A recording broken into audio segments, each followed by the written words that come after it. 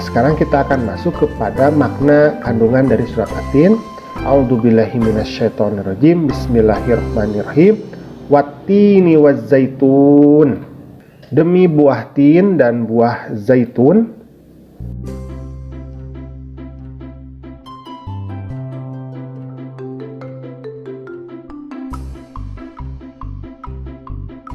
Jadi maknanya adalah bahwa buah tin ini adalah buah yang enak dan lembut serta cepat dicerna dan memiliki banyak manfaat untuk kesehatan. Sedangkan buah zaitun ini adalah buah yang memiliki keistimewaan karena kandungan minyaknya yang berlimpah sehingga dapat dipergunakan di daerah yang kurang memiliki minyak ya. Jadi buah tin maupun buah zaitun ini kandungan nutrisinya sangat bagus untuk kesehatan dan bermanfaat sekali bagi manusia. Nah, sekarang kita masuk ke ayat yang kedua. Wa turi sinin, dan demi gunung Sinai.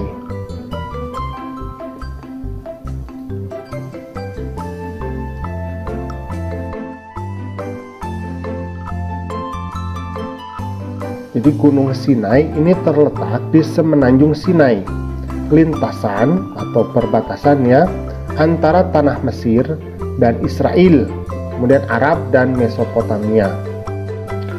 Gunung Sinai ini tingginya 2285 meter. Gunung ini juga dikenal dengan nama Jabal Musa karena pada masa dulu Nabi Musa ini pernah meminta untuk bertemu dengan Allah di Gunung Sinai ini, kemudian menerima 10 perintah Tuhan di Gunung Sinai juga. Sekarang kita masuk ke ayat yang ketiga. Wahadzal baladil amin, dan demi negeri Mekah yang aman ini.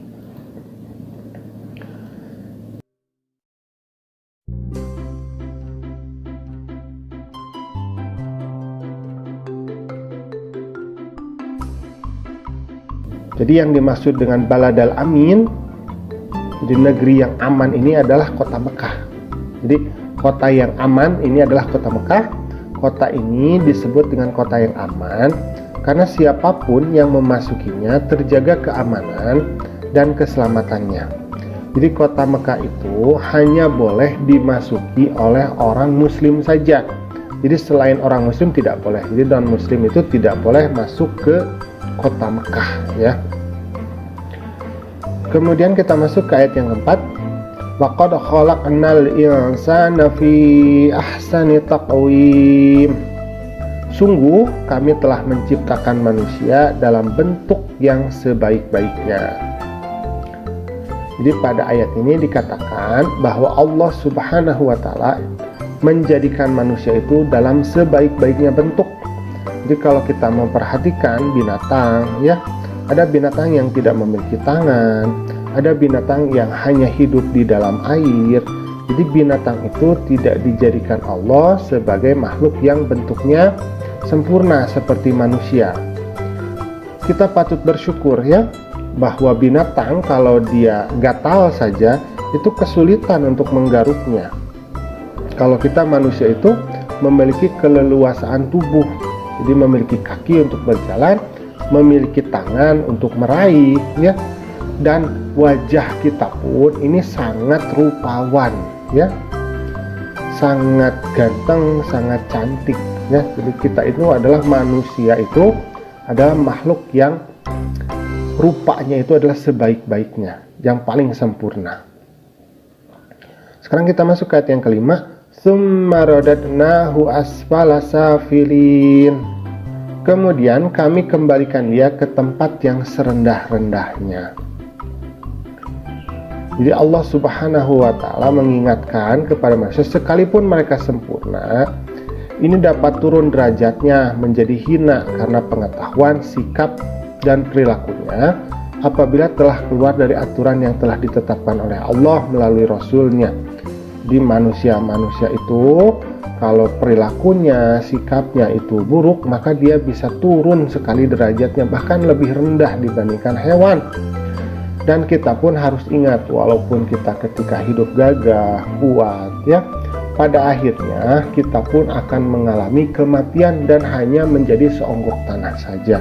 Jadi kita harus selalu mengingat hal tersebut. Kemudian kita masuk ke ayat yang ke-6.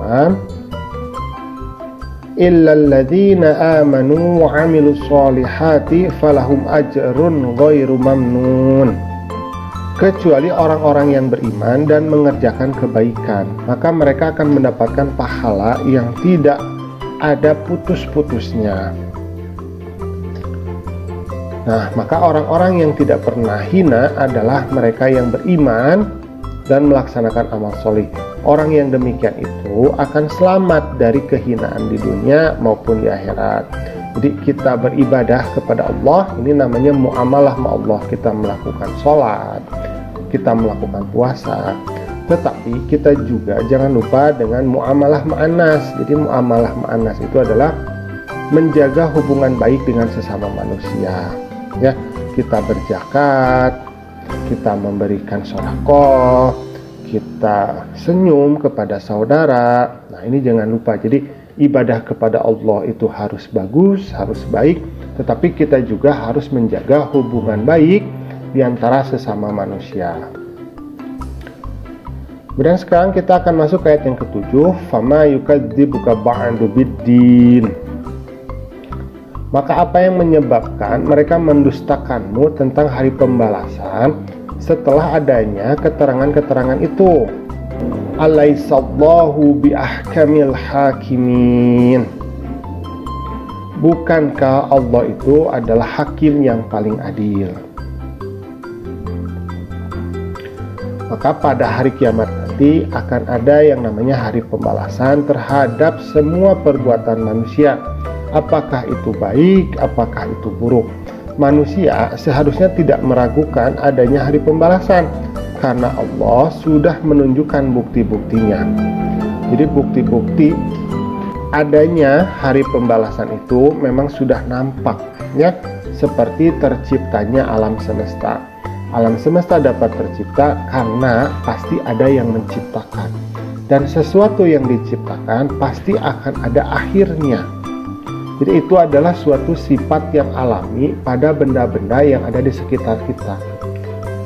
Jadi yang namanya benda itu, dia akan tercipta, kemudian dia akan hancur, seperti itu. Dan ingat bahwa Allah lah yang akan menjadi hakim yang paling adil. Sebesar atau sekecil apapun segala perbuatan, baik itu baik, baik itu buruk, itu akan dipertanggungjawabkan di hadapan Allah Subhanahu wa Ta'ala. Nah, alhamdulillah pembelajaran kita pada kesempatan kali ini sudah selesai. Terima kasih sudah mau menyimak. Assalamualaikum.